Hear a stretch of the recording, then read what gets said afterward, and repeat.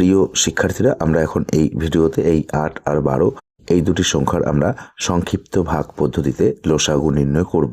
তো দেখো, আমরা এখানে প্রথমে 2 বাদ দেব। 2 দিয়ে আমরা 8কে ভাগ করলে ভাগফল পাবো 4। 2 দিয়ে আমরা 12কে ভাগ করলে ভাগফল পাবো 6। 4 দুগুণি 8, 6 দুগুণি 12 হয়। এরপর আমরা এখানে আবার 2 বাদ দিতে পারবো। 2 দিয়ে এই 4কে ভাগ করলে ভাগফল পাবো 2।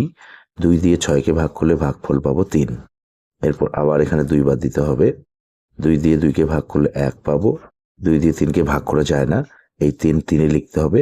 এরপর আমরা এখানে আরেকবার 3 বাদ দেব। 3 দিয়ে 1কে ভাগ করা যায় না, 1 হবে। 3 দিয়ে 3কে ভাগ করলে 1 হবে। সুতরাং আমরা এখানে লসাগু পাবো লসাগু এই 2 গুণ এই 2 গুণ এই 2 গুণ এই 3। আর এখানে লসাগু নির্ণয়ের ক্ষেত্রে 1 লেখার প্রয়োজন হয় না। এখন আমরা এই 2 2 2 আর এই 3 গুণ করব। 2 দুগুণি 4, 4 দুগুণি 8, 3 8 24। এই 24 হচ্ছে আমাদের এই 8 আর 12 এর লসাগু ফল।